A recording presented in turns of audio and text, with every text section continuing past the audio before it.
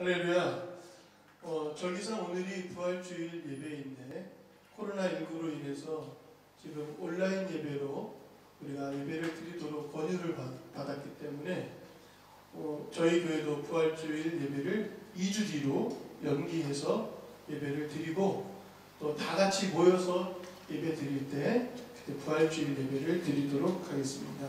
부활의 주님을 바라보면서 함께 기도하고 십자가를 깊이 묵상하는 여러분들 되시기를 간절히 바랍니다. 4월 12일 주일 예배를 하나님 앞에 올려드리겠습니다. 우리 박수 치면서 찬양하겠습니다. 내가 매일 기쁘게 함께 찬양하겠습니다.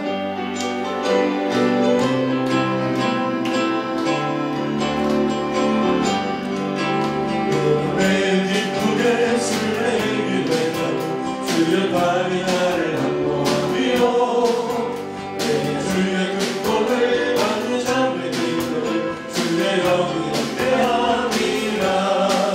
성령이 계시네 할렐루야 함께하시네. 종기를 걸으며 만나 기뻐하는 것 주의 영이 함께함이라. 저의 죄에 빠져서 평안함이 없을게 예수 십자가에 공로를 입어 네가 나를 엎드려 참된 평화 얻는 주의 영이 함께함이라. 성령이 계시네 할렐루야 함께하시네. 종기를 걸으며 만나 기뻐하는 것 주의 영이 함께함이라. 나와 동행하시고 모든 영광하시니 나는 숲의 새와 같이구나. 내가 기쁜 마음으로 주의 뜻을 내어 주의 영이 함께함이라. 성령이 계시네 할렐루야 함께하시네. 좋은 일을 걸으며 만나 기뻐하시고 주의 영이 함께함이라. 세상 모든 종교가 나의 모든 종교를 십자가에 이곳을 만났네. 어느 밤이 지나고 두어 흠진 곳을 주의 영이 함께함이라.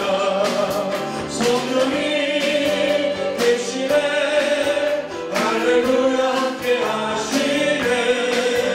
좋은 길을 걸으며 만나 기뻐하는 것 주의 영이 함께함이라. 성령이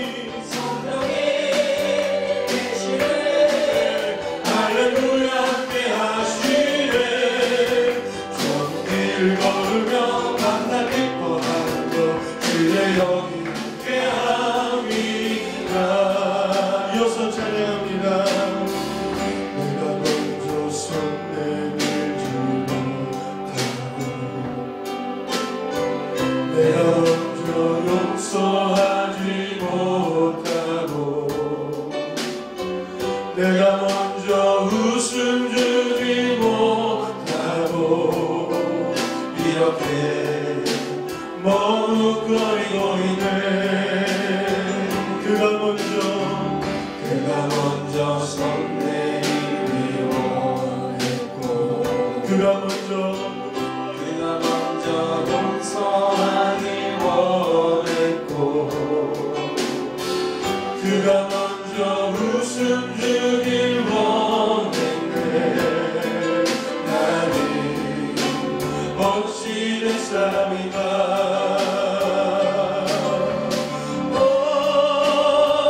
간교한 나의 입술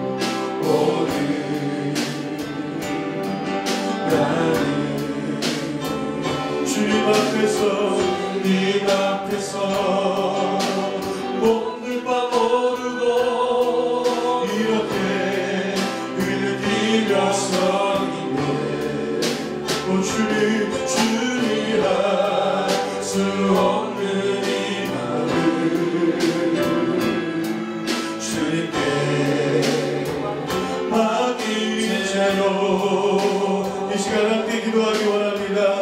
주님 앞에 나아갈 때 형제와 화해하고 사랑의 마음으로 예배하기 원하십니다. 우리 마음속에 주님을 향한 뜨거운 사랑과 함께 형제를 향한 용서와 넉넉한 마음으로 이겨낼 수 있는 사랑을 허락해달라고 우리 함께 기도하겠습니다. 주여,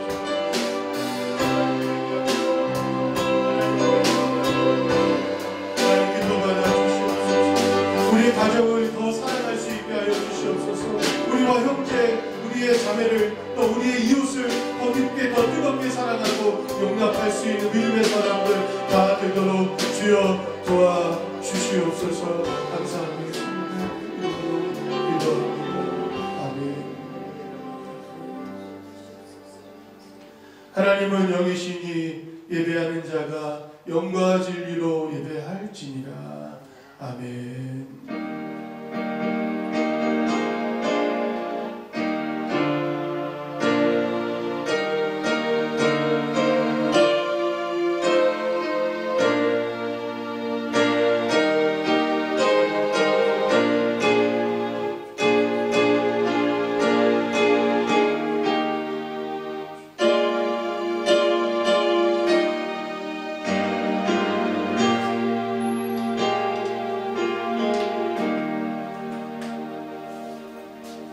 하나님 감사합니다. 오늘 우리에게 주의 십자가와 부활을 허락하여 주시고 하나님의 능력 가운데 은혜로 예배할 수 있도록 여기 인도해 주시니 감사를 드립니다. 우리의 마음이 하나님께 드려지기를 원합니다. 우리의 시선이 하나님을 바라보기를 원합니다. 우리의 목소리가, 우리의 부르짖음이 하나님을 향하여 나아가게 하셔 주시고 향기로운 제물이 되게 하시고 흠양할 만한 주님의 은혜가 되게 하셔서 오늘 우리의 삶 속에 가득 부어지는 역사가 있게 하여 주시옵소서. 예배하는 모든 이들에게 주님의 마음 주시옵고 십자가를 단단히 붙잡고 믿음으로 나아가 예배할 수 있도록 주여 도와주시옵소서. 부활의 주님을 기다리며 예수님의 이름으로 기도합니다. 아멘. 신앙 고백합니다. 나는 전능하신 아버지 하나님 천지의 창조주를 믿습니다. 나는 그의 유일하신 아들 우리 주 예수 그리스도를 믿습니다. 그는 성령으로 잉태되어 동정녀 마리아에게서 나시고 본디오 빌라도에게 고난을 받아 십자가에 못 박혀 죽으시고 장사된 지 사흘 만에 죽은 자 가운데서 다시 살아나셨으며 전능하신 아버지 하나님 우편에 앉아 계시다가 거기로부터 살아있는 자와 죽은 자를 심판하러 오십니다. 나는 성령을 믿으며 거룩한 공교회와 성도의 교제와 죄를 용서받는 것과 몸의 부활과 영생을 믿습니다. 아멘. 다시 한번 박수치면서 찬양하겠습니다. 찬송가 252장입니다. 함께 찬양합니다. 나의 죄를 씻기는 예수의 피밖에 없네. 다시 예수의 피밖에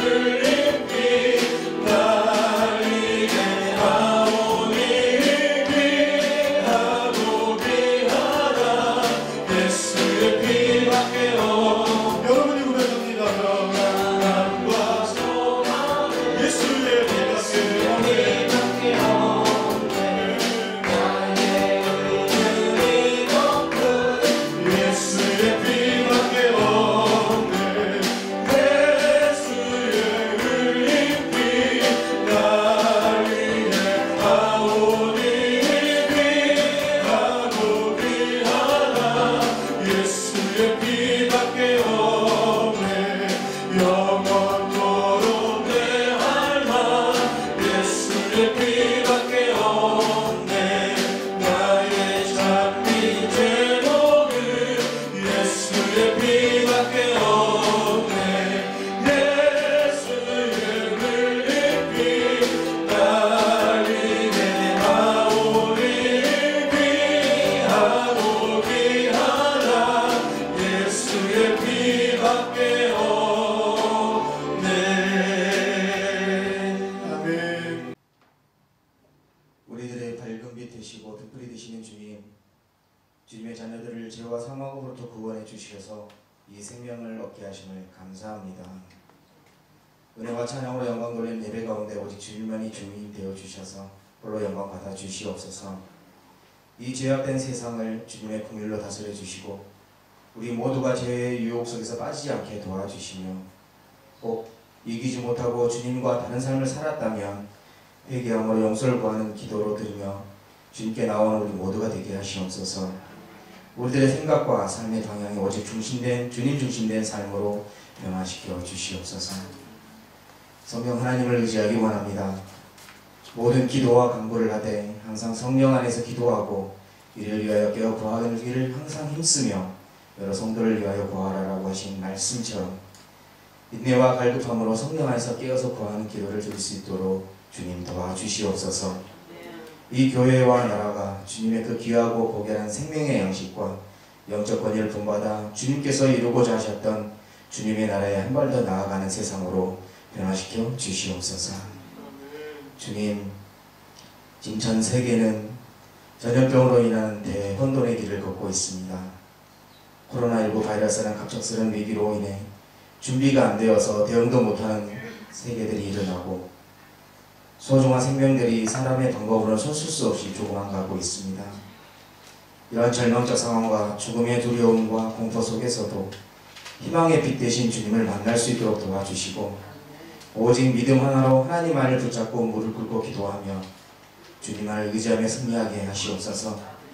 주님의 방법대로 바이러스를 이겨 하루빨리 어려움을 극복하는 이 나라와 세상 되게 하시옵소서.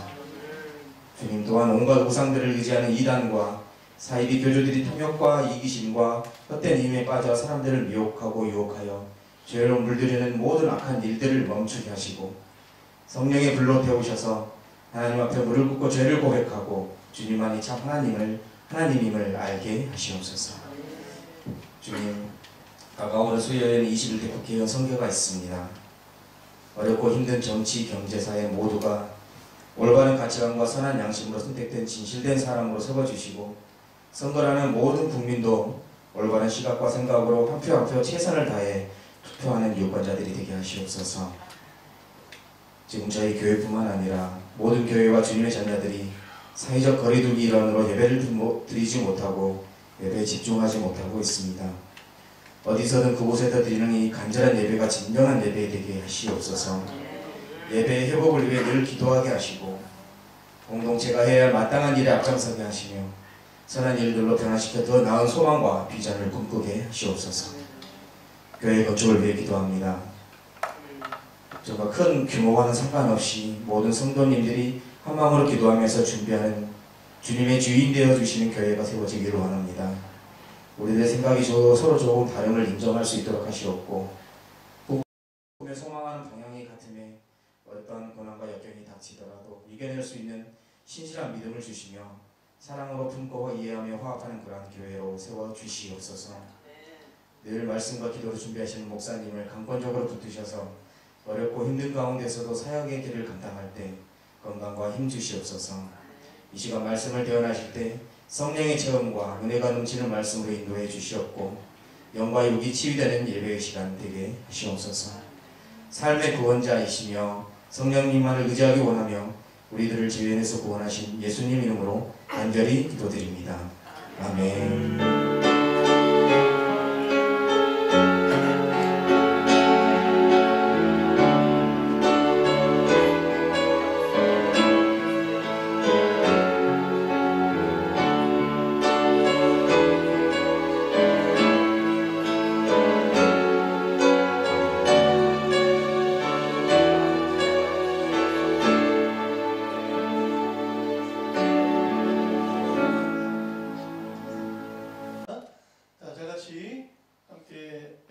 4장 32절 말씀 읽도록 하겠습니다. 시작. 서로 친절하게 하며 불쌍히 여기며 서로 용서하기를 하나님이 그리스도 안에서 너희를 용서하심과 같이 하라. 아멘. 할렐루야. 오늘 예배하는 모든 분들에게 하나님의 은혜가 또 십자가의 보혈의 능력이 함께 하실 줄로 믿습니다. 우리 좌우에 계신 분과 또 우리 옆에 계신 분들에게 인사하겠습니다. 사랑합니다. 네, 축복합니다. 지난주 말씀은 하나님의 사랑과 또 그리스도의 용서에 대해서 말씀을 나눴습니다. 오늘은 그 두 번째 시간으로 우리가 서로에 대한 죄와 허물들에 대하여 어떻게 용서해야 하는가 이 말씀을 나누고자 합니다. 오늘 읽었던 본문 말씀 다시 한번 보여주시면 여기에도 이렇게 표현하고 있습니다. 서로 용서하라 라고 말씀하셨습니다. 하나님이 우리를 용서하신다는 것은 우리가 확실하게 알고 있어요. 그것이 은혜이기 때문에 감사한 마음으로 죄를 고백하는데 주저함이 없습니다. 믿음의 사람이라면 하나님께 나아가고 기도하고 회개하는 것이 오히려 기쁜 일입니다. 그런데 우리가 서로 간에 허물이 있고 잘못을 저지르고 아프게 하고 상처를 준 일들에 대하여 회개하거나 용서하는 일들에 있어서는 종종 갈등이 해결되어지지 않고 증폭되어지는 상황들이 많이 일어나지 않습니까? 그래서 오늘은 서로 간에 용서하라라는 말씀으로 함께 은혜를 나누고자 합니다.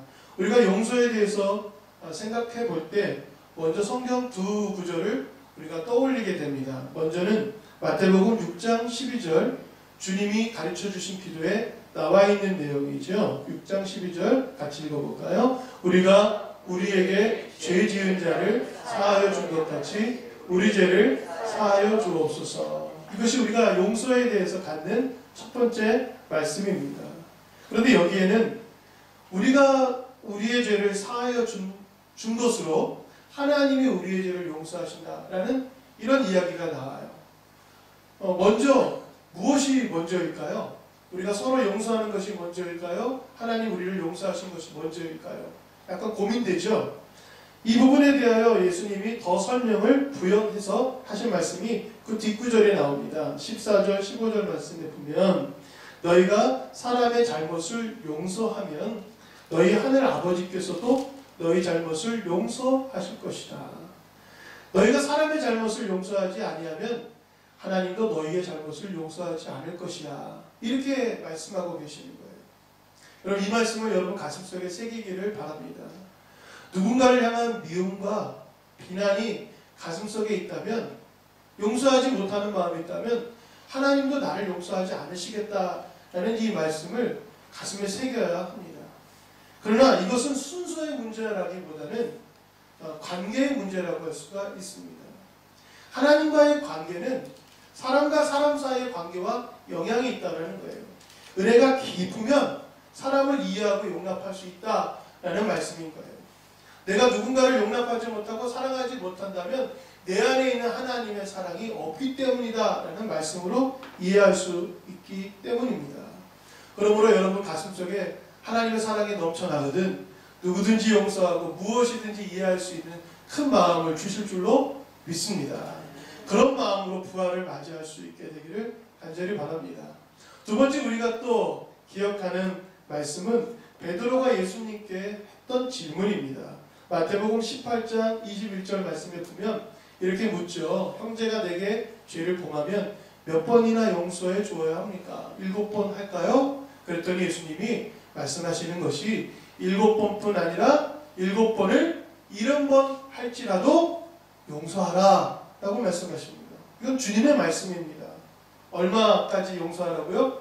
7 곱하기 70이니까 490번이나 용서하라 라고 말씀을 하시는 거예요. 우리는 못 봐줍니다. 우리는 자꾸 비판하고 싶어해요. 우리는 자꾸 문제를 들춰내고 싶습니다. 그러나 주님의 사랑이 우리 안에 있다면 문제를 들춰내고 지적하기보다는 오히려 위하여 기도하겠죠. 사랑으로 품고 더 뜨겁게 눈물로써 기도하는 것이 그리스도의 사랑이라고 성경은 말하고 있습니다. 이와 같은 말씀을 우리가 이해하기 위해서는 탈무드의 말씀을 좀 인용해 볼 필요가 있습니다. 탈무드에는 이런 내용이 나옵니다. 실제적으로 유대인들이 지키는 절기와도 연관이 있는데, 유대인들은 신년을 대속죄일을 기점으로 새롭게 드립니다. 그것이 한 해의 시작입니다. 물론 6월절을 한 해의 시작으로 삼기도 하지만 진정 그들이 한 해의 사이클이 완성되어지고 새로운 해가 시작되어지는 것은 대속죄일이라는 날입니다. 그런데 이 날이 심판의 날이라고 하지요. 이 심판의 날에 하나님께서 그들에게 요구하시는 것이 있습니다. 1월 1일부터 10일까지의 기간을 두려운 날들이라고 그들이 인정하고, 이 날에 하나님 앞에 진정한 용서를 받기 위해서는 너희가 사람에게 잘못한 일들을 회개하고 용서를 받아야 하나님께서도 너를 용서해 주실 것이다 라는 말씀이 탈무드에도 나오고 유대인의 전통 가운데에서도 있습니다. 그런데 중요한 것은 이 순서를 어기면 용서가 불가능하다라는 거예요. 그래서 1월 10일이죠. 양력으로 따지면 7월쯤에 해당하는 이 기간에 그들이 1월 1일부터 9일까지는 내가 잘못한 사람에게 찾아가서 자기의 잘못을 고백해야 됩니다. 그 사람이 용서해 주어야 하나님께서도 나를 용서해 주시는 그 놀라운 은혜가 임하게 되는 것입니다. 그것을 건너뛰고는 하나님 앞에 용서받을 생각을 하지 마라 라고 가르치고 있다는 것입니다. 그러면 왜 사람에게는 9일이나 필요할까요? 하나님께는 하루면 되는데 사람에게는 9일이나 필요하다라고 말하고 있어요. 여기에는 깊은 뜻이 있습니다. 하나님은 너를 언제든지 용서할 준비가 되어 계시기 때문에 하루면 돼. 그런데 하나님 앞에 용서받기 위해서는 사람들과의 관계에서 서로 어그러지고 상처 입고 서로 죄를 짓고 서로 마음이 아프게 했던 일들이 다 화해되어지지 않으면 하나님은 너를 용서해 주시지 않을 거야. 그러니까 그 9일이라는 기간 동안 찾아다니면서 용서를 구하고 회개하고 서로 사랑으로 화해되어지는 시간을 가져야 한다라고 가르쳐주고 있는 것입니다. 예수님의 말씀도 이 말씀과 유사한 거예요. 그렇게 회개하거든 용서하라. 몇 번까지? 490번까지. 아니 그 이상이라도 더 용납하는 것이 하나님께서 주신 은혜를 감사하며 살아가는 모습이다라고 이야기하고 있는 것입니다. 누가복음 17장 3절 말씀에 보면 너희는 스스로 조심하라. 만일 내 형제가 죄를 범하거든 경고하고 회개하거든 용서하라. 만일 하루에 7번이라도 내게 죄를 짓고 7번 내게 돌아와 내게 회개하노라 하거든 너를 용서하라. 아멘. 부활의 주님을 기다리면서 여러분 마음속에 하나님께서 주신 은혜와 사랑으로 넓은 용서가 시작되어지기를 간절히 축원드립니다. 이와 같은 용서는 사실 회개를 근거로 하고 있습니다. 그러니까 누구든지 잘못을 뉘우치고 사과하고 회개하면 여러분들 넓은 마음으로 용서하시는 사람이 되어야 합니다. 그것이 주님이 가르쳐 주신 사랑이고 그것이 기독교의 본질인 사랑이라고 할 수가 있습니다. 우리가 적극적으로 사랑하는 것만이 주님의 뜻을 따라 행동하는 것이 아니라 그것뿐만이 아니라 소극적인 사랑, 용납하고 이해하고 그냥 넘어가 주는 것도 주님의 사랑의 시작이라는 것을 알 수가 있습니다. 이 본문 말씀에는 헬라어로 카리조마이라는 단어를 사용합니다. 이 단어는 값없이 주다, 은혜를 베풀다 라는 뜻이 이 용서라는 단어로 우리말로 번역이 되어졌습니다. 그런데 이 단어의 마지막에는 이런 의미가 있어요. 희생 제물로 신의 은총을 구한다. 이것이 용서의 개념이라는 거예요. 우리가 드리는 것은 피의 제사가 아니라 진정한 희생의 제물은 용서라는 마음을 갖고 하나님께 예배해야 하나님이 그것을 기쁘게 받으시고 하나님의 은총이 임한다라는 것입니다. 우리의 예배에 이런 마음을 간직하고 있어야 돼요. 예수님께서도 말씀하시죠. 너희가 제물을 드리려다가 형제와 무언가 갈등이 있고 송사가 있거든 제물이 우선이 아니라 화해하고 사랑하는 것이 먼저다라고 말씀하신 것처럼 우리 마음속에 용서하고 사랑하는 마음으로 하나님께 예배할 때 하나님이 기쁘시게 받으시는 희생의 제물이 될 줄로 믿습니다. 그러므로 용서란 무엇일까요? 제가 좀 정리해 보았습니다. 받은 사랑에 보답하는 것으로 우리가 드리는 희생 제물이 된다는 것입니다. 할렐루야. 오늘 이 시간 여러분이 하나님 앞에 예배할 때 예물만 드리는 것이 아니라 내 몸을 하나님을 위하여 헌신하겠습니다 라는 거룩한 고백도 중요한데, 주님 내 마음속에 모든 미움을 내려놓고 사랑하는 마음으로, 이해하는 마음으로, 화해하는 마음으로 새날을 맞이하게 하시고 하나님 앞에 설 수 있도록 나를 도와주시옵소서. 그렇게 기도하면 그 큰 마음을, 그 큰 은혜를 허락해 주실 줄로 믿습니다. 그런데 두 번째, 회개하거든 용서하는 것은 알겠어요. 그런데 회개하지 않는데 우리는 어떻게 용서를 해야 할까요? 이것이 사실 우리의 삶 속에 있는 보다 더 본질적인 문제입니다. 그리스도의 사랑으로 누군가가 내가 잘못했습니다, 내가 부족했습니다, 내가 좀 마음이 좀 그래서 좀 실수한 것 같습니다 라고 말하면 우리는 다 사랑하고 이해하고 용납하는 마음이 생겨나요. 그런데 실제적으로 현실은 잘못한 사람이 잘못을 인정하지 않는다라는 거예요. 때린 놈은 발 뻗고 자고 맞은 놈만 밤새 뒤척이는 이러한 현실이 바로 오늘 우리가 갖고 있는 현실 아닙니까? 그럴 때 우리는 어떻게 해야 할까요? 그래서 유대인의 탈무드에도 이와 같은 내용이 있습니다. 만일 그가 회개하지 않거든 그 앞에 9일이라는 기간 동안 그 앞에서 얼쩡거리라고 얘기합니다. 그 앞에서 좀 다녀보면 그 사람이 내 앞에 어슬렁어슬렁 거리기 때문에 내가 뭔가 잘못한 게 있나 보구나 라는 것을 떠올리게 될 것이고, 눈앞에 보이게 되면 잘못이 생각나서 회개할 기회를 주지 않겠는가 이렇게 권면을 해요. 그러나 여러분, 오늘날의 현실에서는 그것이 오히려 더 독이 되는 경우가 있습니다. 내가 보기 싫은 사람, 내 마음에 상처를 입은 사람이 눈앞에 어른거릴수록 여러분 화가 더 충만해지는 경험을 보지 않습니까? 차라리 안 보는 게 나을 때가 있는 것처럼 말입니다.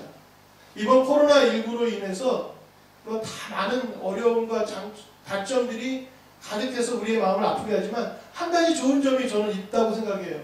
그 많은 좋은 점 중에 하나가 뭐냐면 안 보니까 마음의 감정이 좀 진정이 되는 거예요. 미움이 진정이 되고 섭섭했던 마음도 좀 진정이 되면서 마음이 좀 다시금 리셋되는, 다시금 평정심을 찾아갈 수 있는 기회가 되지 않나라는 좋은 점도 있어요. 이처럼 회개하지 않는 사람이 우리 앞에 있을 때 우리는 어떻게 해야 할까요? 먼저 성경을 찾아보면 이 말씀으로 우리가 하나님의 뜻을 발견할 수 있어야 합니다. 누가복음 6장 36절입니다. 같이 읽어볼까요? 시작. 너희 아버지의 자비로우신 같이 너희도 자비로운 자가 되라. 이것은 하나님의 자비를 가슴에 품으라는 것입니다. 그가 회개하지 않아도 내 마음속에 있는 남아있는 하나님께서 주신 충만한 자비하심으로 내 마음을 신의 성품에 참여하도록 이끌어가라 라는 말씀이죠. 그러니까 누군가가 회개하지 않고 누군가가 사과하지 않다고 해도 내 마음속에 하나님의 자비가 있다면 너는 그 자비로 행동해라 라고 성경은 말하고 있는 거예요. 이 말씀을 또 제가 예를 들어서 좀 설명을 해보겠습니다. 한 예 중에 이런 이야기가 있어요. 이웃집에서 이웃집 사람에게 어떤 아버지가 아들에게 낯을 빌려오라고 했습니다. 아들아 가서 이웃집에 가서 낯을 좀 빌려와라. 근데 아들이 빈손으로 돌아온 거예요. 주지 않는 거죠. 빌려주지 않는 것입니다. 분명히 낯이 있는데 여유가 있는데 안 빌려주는 겁니다. 싫다고.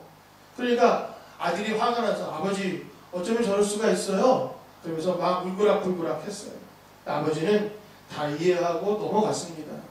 그리고 그 며칠 뒤에 이웃이 오히려 자기에게 와서 이번에는 호미를 빌려달라고 요청을 하는 것입니다. 자, 여러분이면 어떻게 하겠습니까? 내가 낯을 빌리러 갔는데 빌려주지 않는 그 사람이 나에게 호미를 빌리러 왔어요. 여러분은 어떻게 합니까? 빌려줍니까? 안 빌려줍니까? 근데 이 아버지는 아주 기꺼이 호미를 빌려주었어요. 근데 아들이 묻습니다. 아버지, 저 사람 화가 나서 저는 빌려주고 싶지 않은데 왜 빌려주셨어요? 라고 하니까 아버지가 이렇게 말하죠. 이웃이 우리에게 도움을 주지 않았다고 해서 우리도 그렇게 한다면 그것은 복수요 증오이지만 상대방의 행동이 어떠했든지 상관없이 필요할 때 도움을 주는 것은 용서이자 사랑이다 라고 가르치는 내용입니다. 여러분, 세상 사람들도 이 정도 수준은 돼요. 누군가가 나에게 마음을 아프게 하면 복수하고 공격하고 돌아다니면서 막 얘기하는 것, 그게 진실 같죠? 그게 정의 같죠? 그렇지 않다라는 것입니다. 이해하고 참고 사랑하고 용납하는 것은 세상에서도 가르치는 수준이라는 거예요. 그런데 우리는 마음속에 정의라는 이름으로 종종 이것이 옳다라는 생각으로 과감하게 행동하는 일들이 틀릴 때가 있는 것을 보게 됩니다. 요즘 뉴스에 인류 삼류라는 그런 내용들이 좀 나왔어요. 한 정당의 정치인이 이렇게 말했습니다. 국민은 인류, 정부는 이류, 청와대는 삼류, 이렇게 얘기를 했어요. 아주 비판적이죠. 그런데 그 당의 후보들을 보니까 완전 사류인 거예요. 이게 넌센스입니다.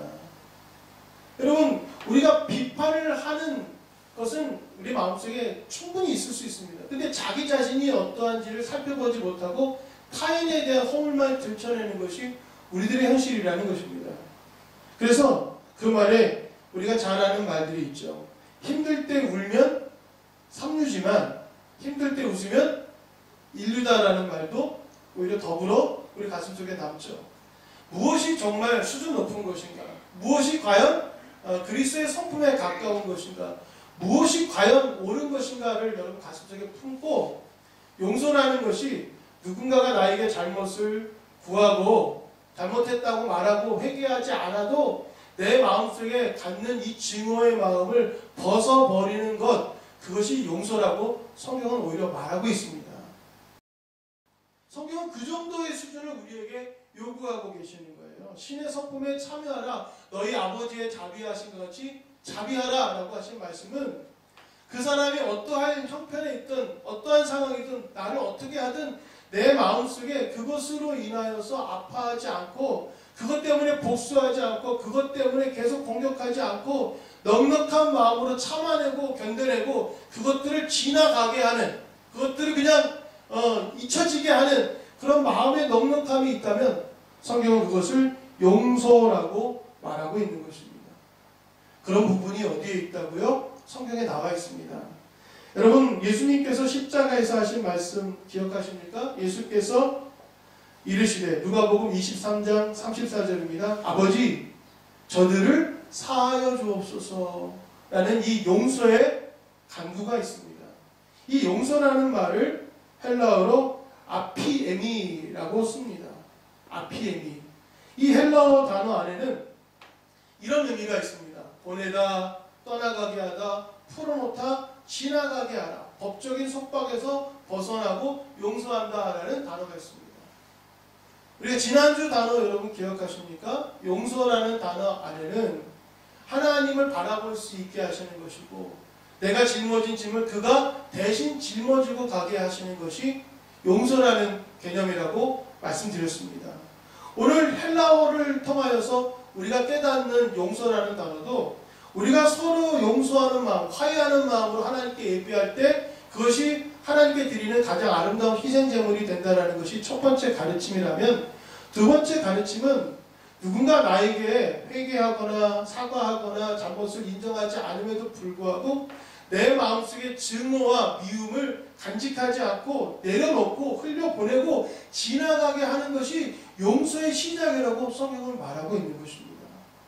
그런 마음 주시기를 기도하시기를 간절히 바랍니다. 사랑이 우리 안에 넘쳐나면 마음속에 있었던 섭섭함과 증오는 자연스럽게 지나가게 되어 있어요. 하나님의 말씀을 먹고 늘 기도하고 찬양으로 내 마음을 다스려 보십시오. 마음속 어둠의 그림자들은 다 물러가게 되어 있는 거예요. 화가 나더라도 여러분 말씀을 읽고 기도해 보십시오. 그러면 그 화가 나는 마음, 분노가 사그라드는 것처럼 마음속에 있었던 모든 섭섭함과 상처들마저도 사라지게 되는 은혜의 경험을 하게 되실 줄로 믿습니다. 주님께서는 지나가게 하라, 그것이 용서의 시작이라고 우리에게 말씀하고 계십니다. 로마서 11장에 보면 내 사랑하는 형제들아 너희가 친히 원수를 갚지 말고 하나님의 진노하심에 맡겨라. 화가 나서 복수하려고 하지 말고 무언가 좀 공격적으로 하려고 하지 말고 그냥 원수는 하나님께 맡기고 하나님이 행하시도록 하라라고 말씀하고 있는 거예요. 그의 악함으로 인하여서 내가 악으로 행동한다면 지는 거라고 성경은 말하고 있지 않습니까? 악에게 지지 말고 선으로 악을 이겨라. 이 마음이 여러분 안에 있게 되기를 간절히 축원드립니다.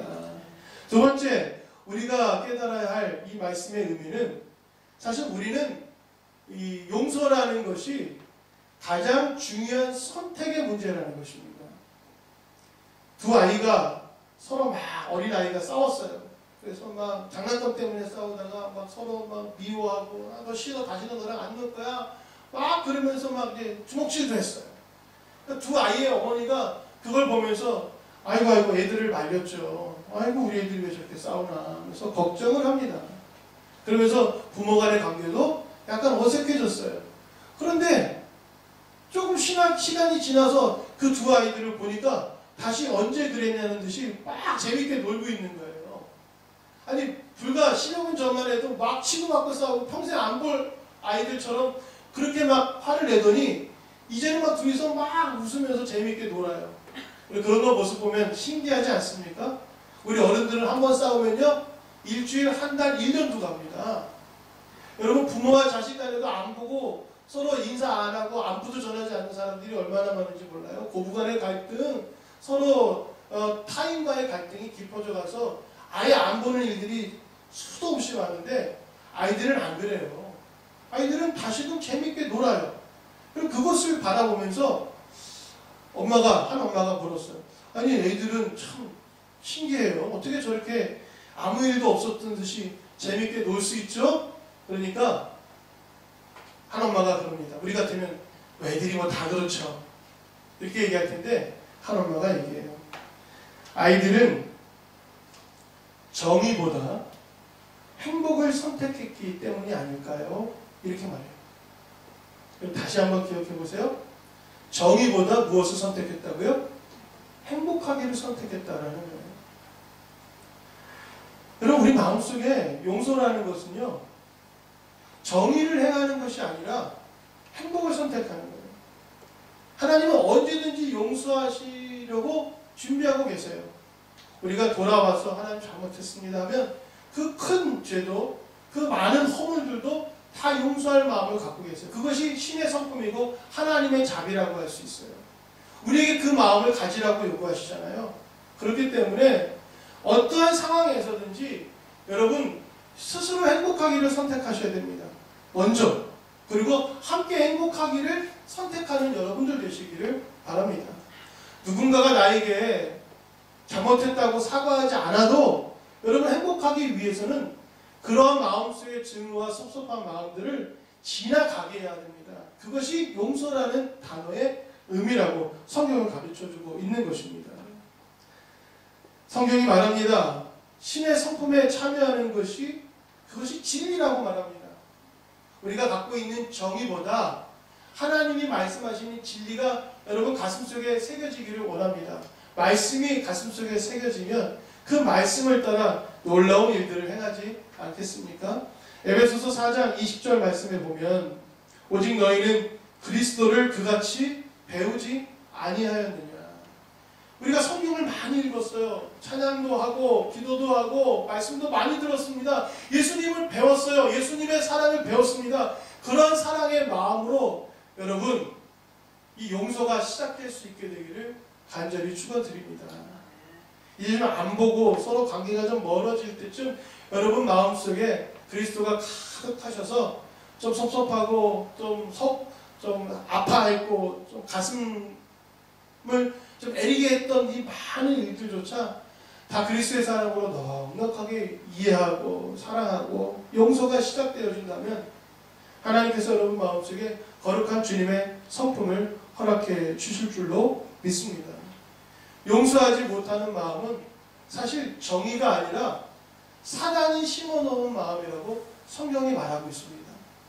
고린도후서 2장 10절 말씀입니다. 같이 한번 읽어볼까요? 시작. 너희가 무슨 일이든지 누구를 용서하면 나도 그리하고 내가 만일 용서한 일이 있으면 용서한 그것은 너희를 위하여 그리스도 앞에서 한 것이니 이는 우리로 사단에게 속지 않게 하려 함이라. 우리가 그 계책을 알지 못하는 바가 아니로다. 사단에게 속지 말라라는 거예요. 사단의 계책에 빠지지 말라라는 거예요.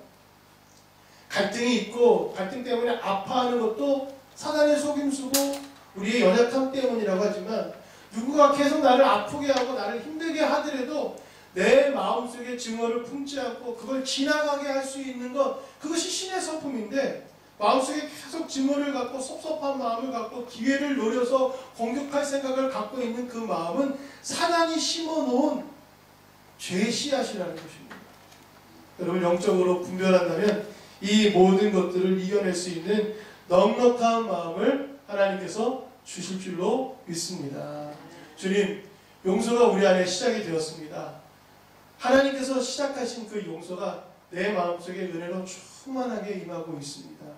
이 용서의 마음을 가슴속에 간직하고 여러분 누군가가 잘못을 구하거든 여러분 넉넉한 마음으로 용서하시고 그렇지 아니하여도 주님의 사랑으로 이해하고 마음속 증오를 간직하지 않고 그것들을 흘려보내고 진정한 그리스도의 사랑으로 행복하시기를 하나님의 마음이 평안하게 여러분 마음을 주장하셔서 진정한 그리스도의 사랑으로 여러분 넉넉하게 이기시는 주의 자녀들 되기를 간절히 축원드립니다. 이 시간 다시 한번 찬양하기 바랍니다. 은혜 아니면 믿음으로 고백하겠습니다.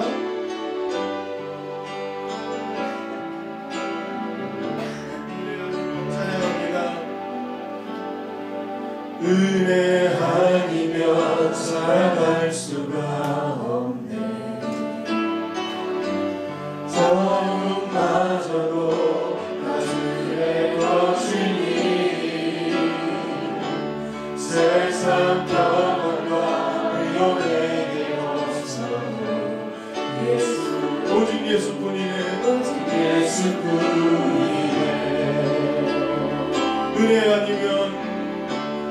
은혜 아니면 살아갈 수가 없네. 복음마저도 나중에 것이니 세상 평안과 의로 내게 없어 예수 오직 예수뿐이네. 오직 예수뿐이네.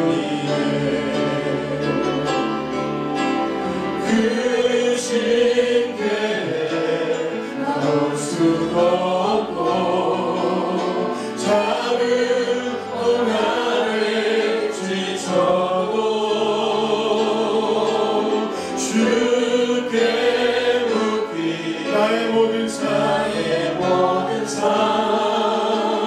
버티고 견디게 하시네. 은혜 아니면 살아갈 수가 없네. 은혜 아니면 살아갈 수가 없네. 주님 나의 모든 것 다 주께 맡기니 참된 평안과 참된 평안과 위로 내게 주신 주 예수 오직 예수뿐이네. 예수 사랑하심을 성경에서 배웠네. 예수 사랑하심을 성경에서 배웠네.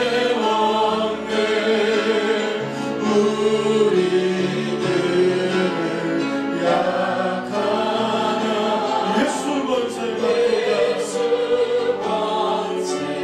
많도다. 날 사랑하시오.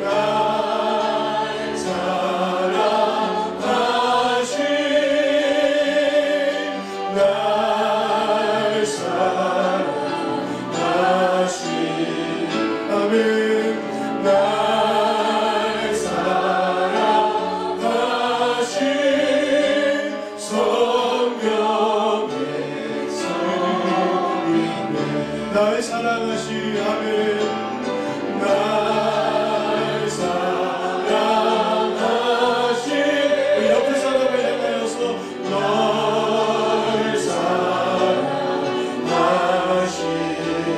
아멘 날 사랑하시 성령의 수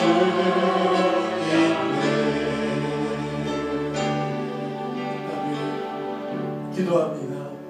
하나님 감사합니다. 주님이 우리를 사랑하신 것처럼 우리도 사랑하고 용납하기 원합니다.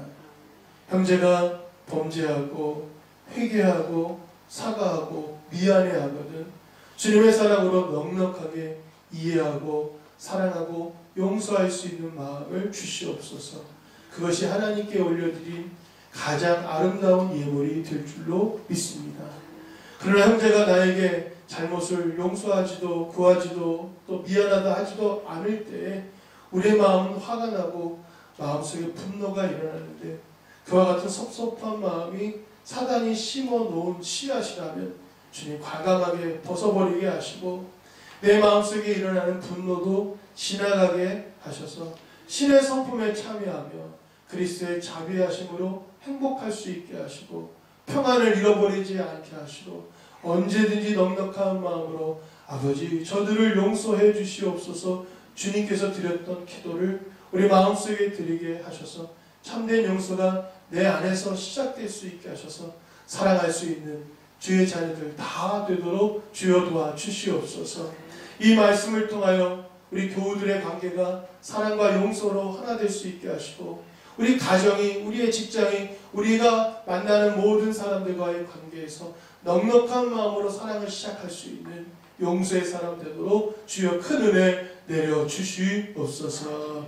이제는 우리 주 예수 그리스도의 은혜와 아버지 하나님의 넓고도 무한하신 사랑과 성령님의 교통 충만 역사하심이 용서하며 사랑으로 섬기는 주의 자녀들 위해 영원토록 함께 하시기를 간절히 축원하옵나이다. 아멘.